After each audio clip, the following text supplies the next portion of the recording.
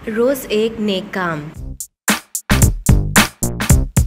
वो जनवरी की एक सर्द सुबह थी। ठंडी हवा तीर की तरह जिस्म को लग रही थी। आसमान पर बादल गहरे हुए थे और हल्की हल्की फवार पड़ना शुरू हुई थी। हम तीनों यानी मैं, मेरी बीवी और बेटी जुल्फा सड़क के किनारे खड़े थे और हर गुजरने वाले रिक्शे को रोकने का इशारा कर रहे थे। एक दो रिक्शे वाले हमारे इशारे पर रुके, लेकिन वो स्टेशन जाने को तैयार न हुए। अब सर्दी बढ़ गई थी और हम तीनों सर्दी से कांप रहे थे। अब हम ना उम्मीद हो गए थे और हमें सिर्फ इस तरफ से गुजरने वाली बस का इंतजार था। अब्बू, बस कब आएगी? मुझे बहुत सर्दी लग रही है, मेरी बेटी ने पूछा। बेटा जरा सब्र करो, बस आती होगी, मेरी बीवी ने उसे तसल्ली दी। हालांकि वो खुद सर्दी से परेशान थी और रात को बुखार में मुब्तला रही थी। किसी वजह से हमें अलीगढ़ आज ही पहुंचना जरूरी था। गाड़ी 7 बजे रवाना होनी थी और इस वक्त 6:30 बजे थे। अगर हम वक्त पर स्टेशन नहीं पहुंचे तो तमाम दिन स्टेशन पर रहना पड़ेगा। शाम को दूसरी ट्रेन मिलेगी, ये सोचकर मुझे बहुत परेशानी हो रही थी। इसी वक्त मुझे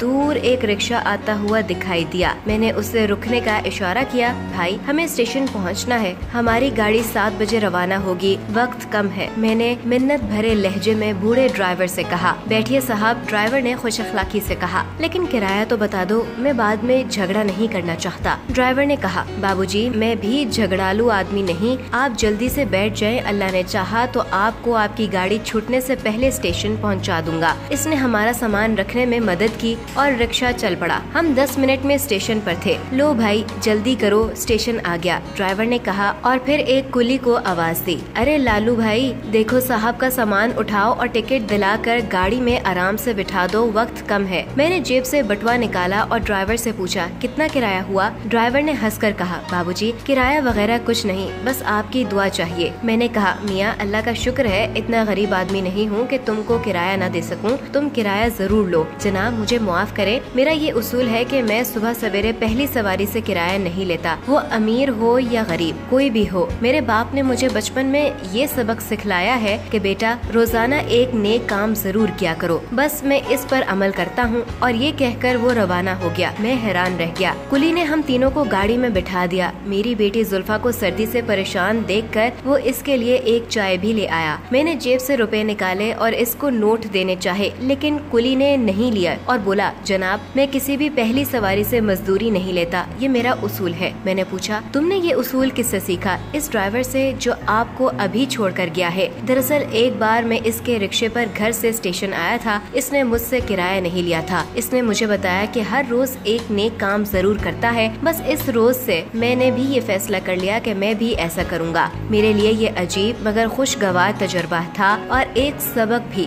कि जिंदगी में कुछ सीखने के लिए सिर्फ किताबें ही नहीं, इसके अलावा भी बहुत कुछ है। इन दो आम इंसानों ने मुझे मेरा भूला हुआ सबक याद दिला दिया और मैंने भी ये फैसला किया कि हर रोज एक नेक काम जरूर करूँगा। मैं इसके लिए इस रिक्शा ड्राइवर और इस कुली का एहसानमंद हूँ। क्या आप भी इस पर अमल करेंगे?